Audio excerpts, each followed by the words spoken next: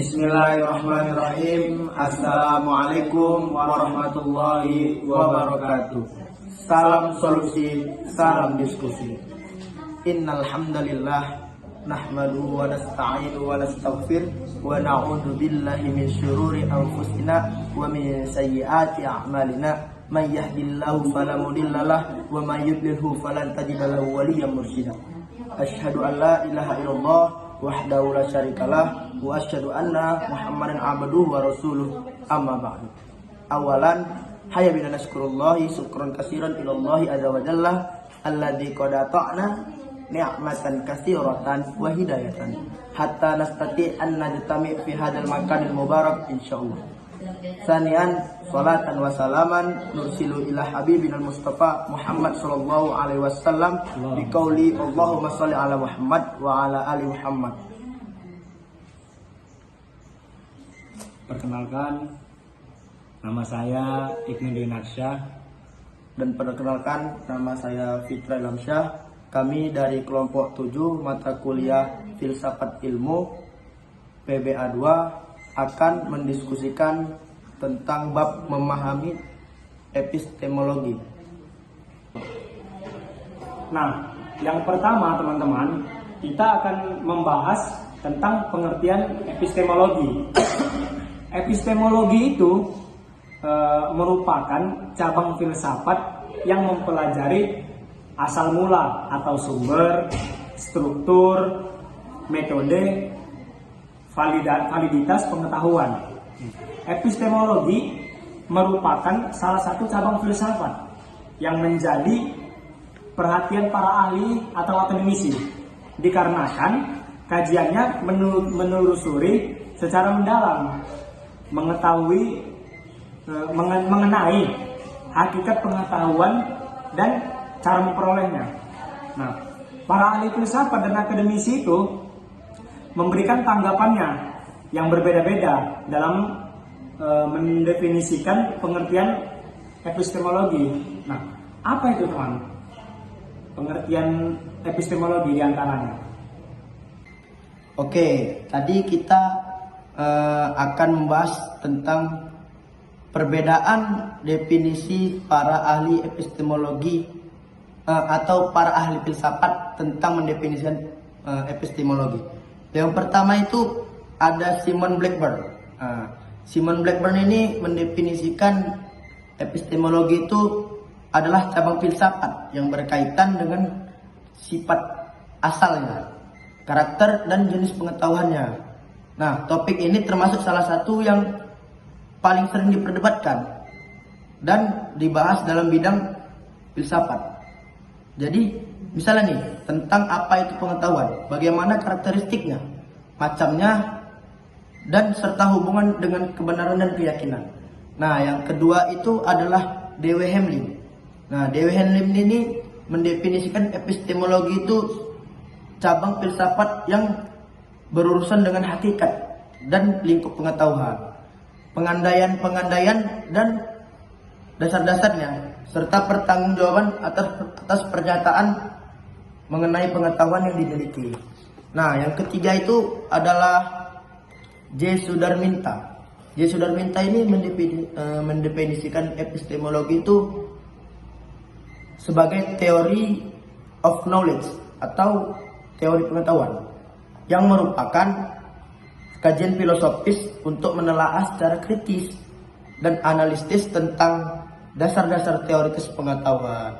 Nah, yang terakhir ini kawan-kawan, yaitu Titus Smith Nolan. Nah, Titus Smith Nolan ini mendefinisikan epistemologi itu seperti cabang filsafat yang mengkaji sumber-sumber watak dan kebenaran pengetahuannya.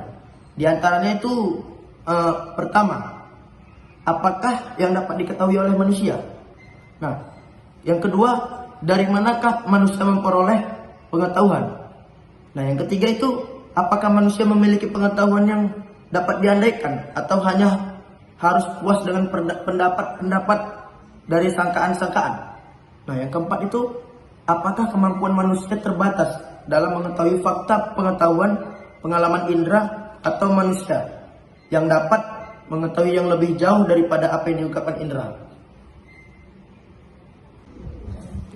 Oke kawan-kawan, sekarang kita akan membahas tentang jenis-jenis epistemologi.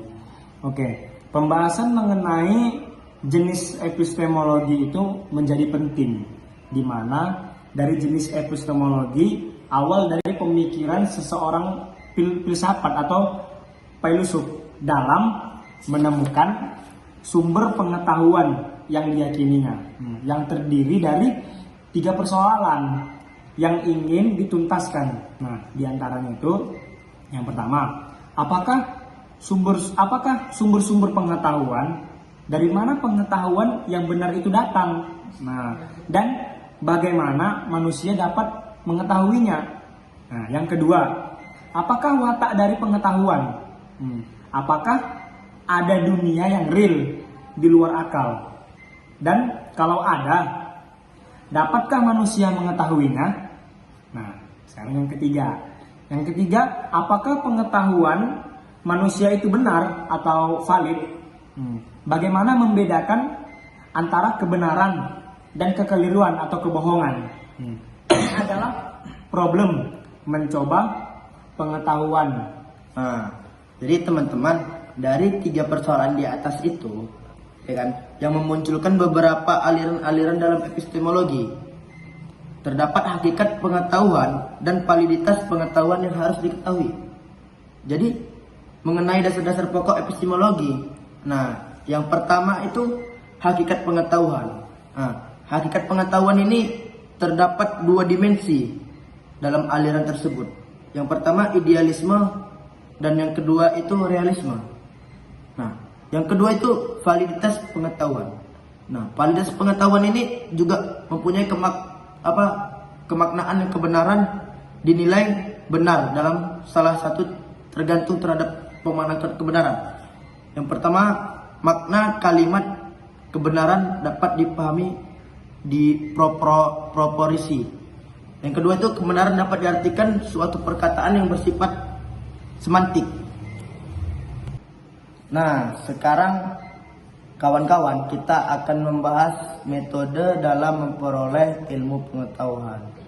Jadi, Ahmad Tafsir dalam bukunya yang berjudul Filsafat Umum menjelaskan bahwa pada perkembangannya itu epistemologi menjelma menjadi sebuah paradigma teoritis ilmu pengetahuan. Nah, tanda-tanda di awal dialektika pemikiran ekspetisme atau keraguan kaum sofis memunculkan sebuah paham relativitas kebenaran. Bahkan manusia ditempatkan sebagai sumber kebenaran seperti apa yang dikemukakan oleh Protagoras.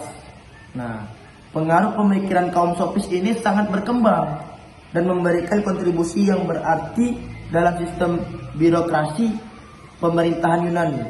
Namun, keterpengaruhan dapat dilawan dengan rasa optimisme yang kuat dari seorang Socrates yang meyakini bahwa sumber pengetahuan dapat dicapai melalui akal.